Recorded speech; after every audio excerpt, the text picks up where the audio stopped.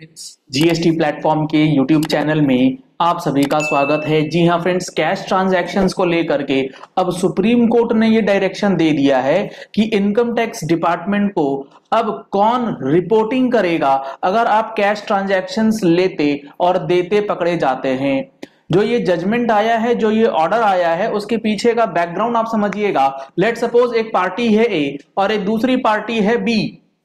B ने क्या करा है, ए के साथ कोई प्रॉपर्टी का ट्रांजैक्शंस जो है वो इनिशिएट किया है जिसकी वैल्यू लेट सपोज 1 करोड़ रुपए की है।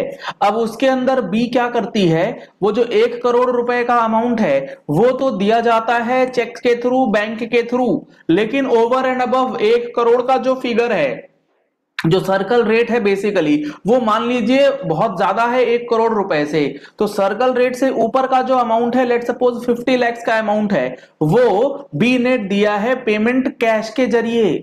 अब यहां पर हुआ क्या है, ए जो है उस पैसे को मुकर रहा है रिटर्न करने से क्योंकि कॉन्ट्रैक्ट कैंसिल हो रहा है, तो मैटर पहुंच गया सुप्रीम कोर्ट के पास।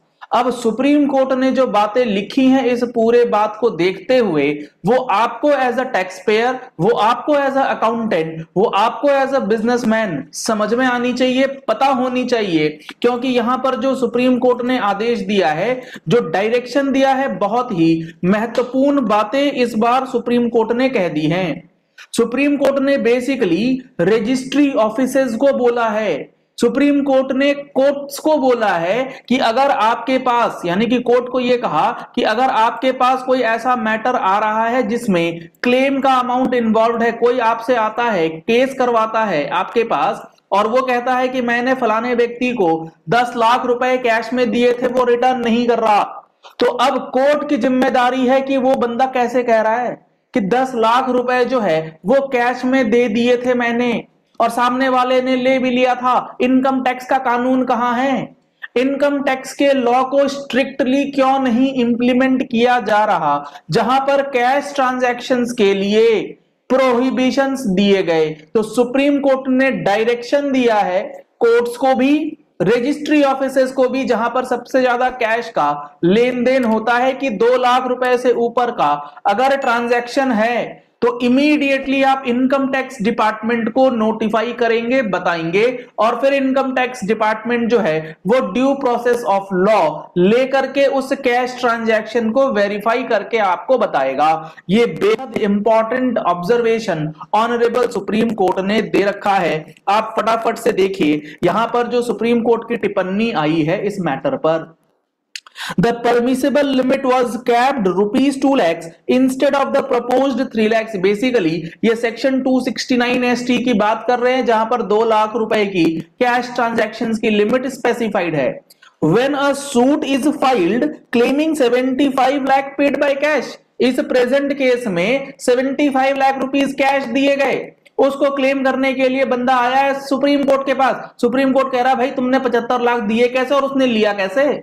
ये लॉ में परमिट है कहां? Not only does is create a suspicion on the transaction but also displays a violation of the law. यहां पर वायलेशन ऑफ द लॉ भी किया जा रहा है। दो द अमेंडमेंट इफेक्टिव है 1 अप्रैल 2017 से। We find from the present litigation that the same has not brought the desired changes. जो इसका चेंज आना चाहिए था, इसका इंपैक्ट आना चाहिए था, वो आपको नजर नहीं आ रहा है। Where there is a law in place, the same has to be enforced। उसे लागू करवाना सरकार का काम है, डिपार्टमेंट का काम है। Most of the times transactions जो है वो अननोटिस्ड रह जाती हैं, पता ही नहीं लगता ये कैश के ट्रांजैक्शंस कहां चले गए। It is settled provisions. आप ये नहीं कह सकते हमें मालूम नहीं था। Ignorance of law is no excuse. Therefore we deem it necessary to issue the following directions। अब ऑनरेबल सुप्रीम कोर्ट ने यहां पर जो डायरेक्शंस दिए हैं ये बेहद गंभीर हैं।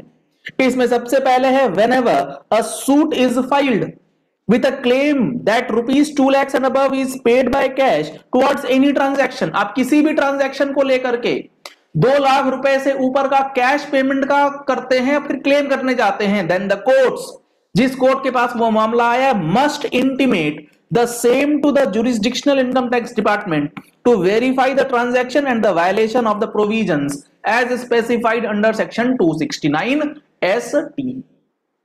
तो यहां पर अब कोर्ट्स भी अब इस सुप्रीम कोर्ट के डायरेक्शन के बाद आपके द्वारा किए गए 2 लाख रुपए से ऊपर की नगद ट्रांजैक्शंस का रिपोर्टिंग करेंगी।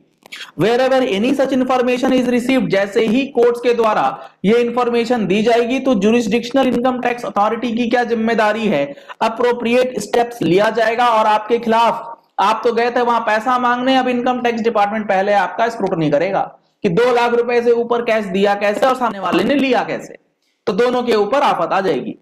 तो whenever a sum of rupees 2 lakhs and above, ये तो हो गया क्लेम के लिए। अब दूसरी प्रॉपर्टीज के लिए, जहां पर भी आपने 2 लाख रुपए से ऊपर का अमाउंट पे किया है towards consideration for the conveyance of any immovable property in a document presented for registration, तो जब आप रजिस्ट्री कराने जाते हैं और 2 लाख रुपए से ऊपर का कैश पेमेंट करते हैं ना, तो अब जो रजिस्ट्रार है वो इंटीमेट करेगा आपके इनकम टैक्स अथॉरिटी को, और फिर इनकम टैक्स अथॉरिटी आपके ऊपर एक्शन लेगी कि आप कैश का पेमेंट कैसे कर रहे हैं 2 लाख रुपए से ऊपर, जब इनकम टैक्स डिपार्टमेंट ने मना करा हुआ है।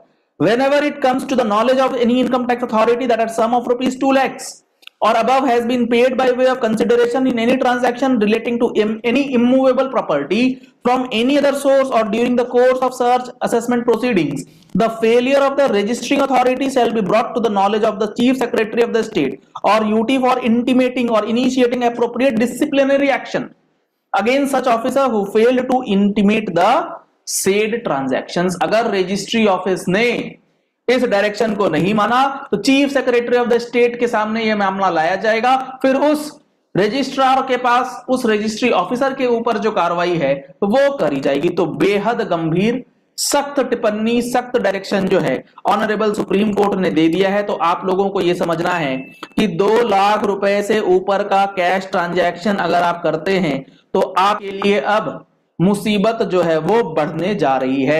आप अपनी फाइलिंग करने वाले प्रोफेशनल को बताएं या ना बताएं, अब ये सारी बातें रजिस्ट्री ऑफिस के द्वारा, कोर्ट्स के द्वारा इनकम टैक्स डिपार्टमेंट को पहुंचा दी जाएंगी। तो आप ऐसे ट्रांजैक्शंस में बिल्कुल भी इन्वॉल्व नहीं हो सकते।